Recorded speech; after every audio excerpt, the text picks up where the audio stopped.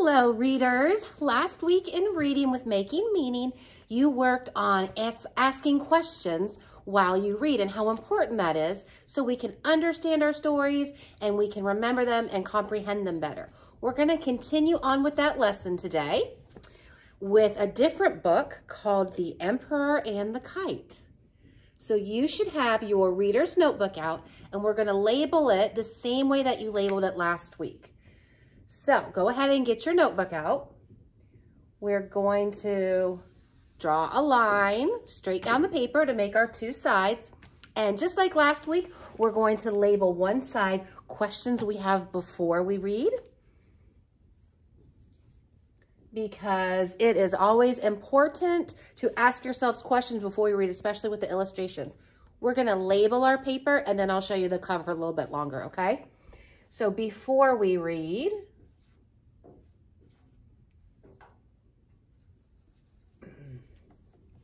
and then this side, just like last week, is going to be your answers, if you get the answers. Because remember, you might not always answer the questions that we have.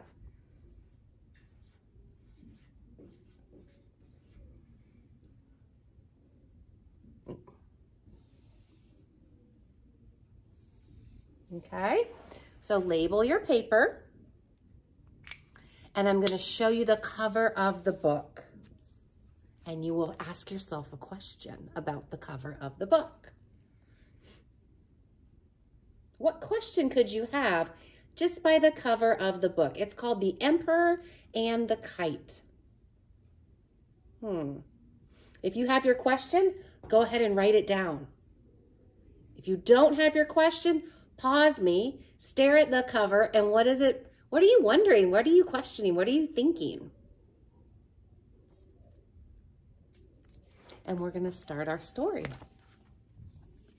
The Emperor and the Kite. I can tell you what my question was. Where are they? This does not look like a kite that we have in our garage that we take out on windy days. This does not look like a kite that I have at my house. That would be my question. Where are they? Where's the setting of our story?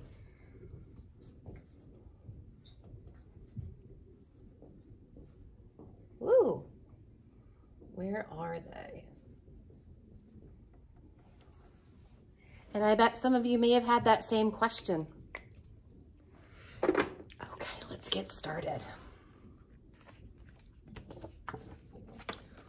Once in ancient China, I just answered my question. They're in China. There lived a princess who was the fourth daughter of the emperor.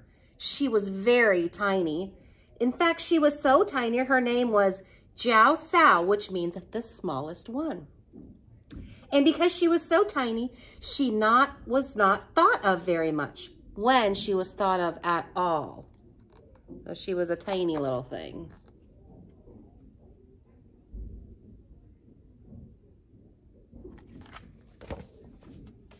And let's go ahead before we get more deeper into this story. Let's label it, and we're going to ask questions during our reading, right?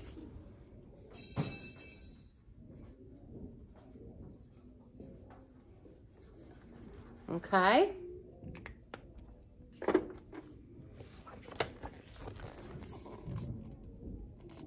Her brothers, who were all older and bigger and stronger than she, were thought of all the time.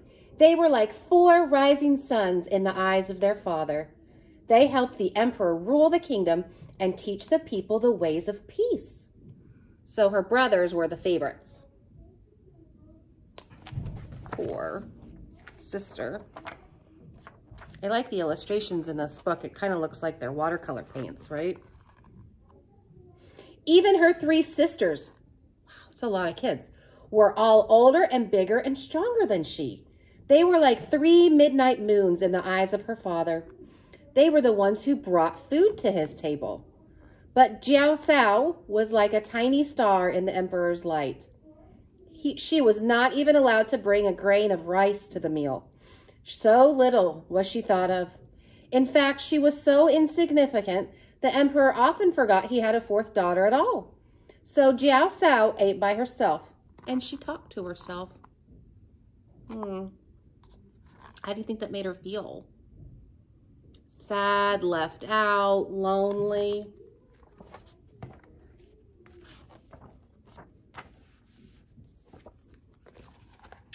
And she played by herself, which was the loneliest of all. Her favorite toy was a kite of paper and sticks. Every morning when the wind came from the east, past the rising sun, she flew her kite every morning. And every evening when the wind went to the west and past the setting sun, she flew her kite. Her toy was like a flower in the sky, and it was like a prayer in the wind. So that was kind of like her best friend. In fact, a monk who passed the palace daily made up a poem about her kite. My kite sails upward, mounting to the high heavens. My soul goes on wings. Remember, not all poems have to rhyme. But that would be a free verse poem, right? But then he was a monk and given to such thoughts. As for Princess Jiao Sao, she thanked him each day for his prayer, and then she went back flying her toy. So let's stop and think here and ask ourselves a question. What question might you have about something that we've read in the story? And go ahead and write it down. My question is, why is she so small? I dropped my marker, hang on. Okay, so you can write your question down while I write my question down.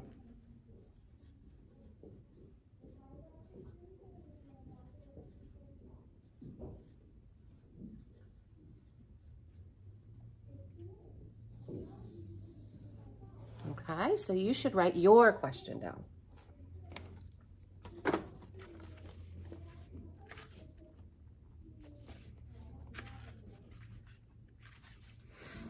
Okay, if you don't have it fully written in, just pause me. I'll be here when you get back. But all was not peaceful in the kingdom. Uh-oh. Those guys, what do they look like? For the wind can trouble the waters of a still pond, and there were evil men plotting against the emperor. Dun, dun, dun. They crept upon him one day when he was alone. So these would be the evil guys in black, and that would be the emperor. He's kind of like a king. For when his 4 sons were away, ruling the furthermost parts of the kingdom, and his 3 daughters were down in the garden, and only Princess Jiao Sao, so tiny she seemed part of the corner where she sat, saw what happened. We don't see her though. The evil men took the emperor to a tower in the middle of a wide treeless plain. The tower had only one single window with iron bars across the center. That would be some good visualizing there. The plotters sealed the door with bricks and mortar once the emperor was inside, so they trapped him in the castle. Then they rode back to the palace and declared that the emperor was dead. When his sons and daughters heard this, they all fled to a neighboring kingdom where they spent their time sobbing and sighing, but they did nothing else all day long. All except Jiao Sao. She was so tiny, the evil men did not notice her at all, and so she crept to the edge of the wide treeless plain, and there she built a hut of twigs and branches. Could you be wondering something again? I'm wondering, what is she going to do with the twigs and branches? She's building a hut. Is she going to stay there? Whoops.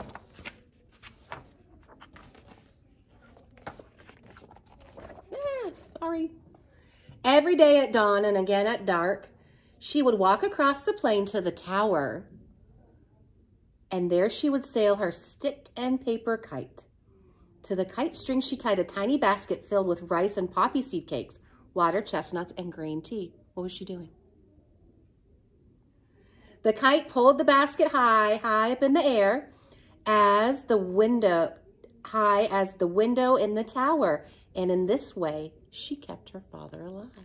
So she was like sneaking food to their dad. So they lived for many days, the emperor in his tower and the princess in a hut near the edge of the plain. The evil men ruled with their cruel, harsh ways, and the people of the country were very sad.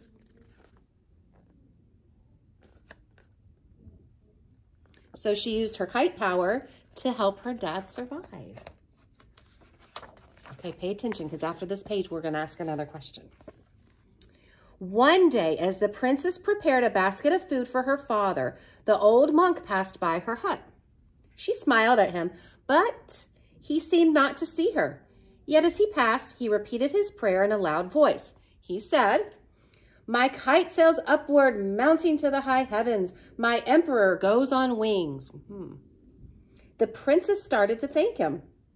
But then she stopped. Something was different. The words were not quite right. "Stop," she called to the monk, but he had already passed by.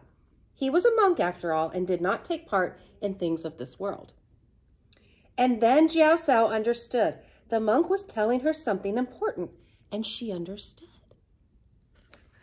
Now I want you to write down your last question for today.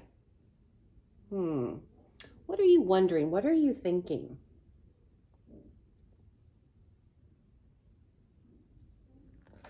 I've got a lot of thoughts going on in my mind, but I don't want to tell them to you, so I don't want you to use my question. Okay?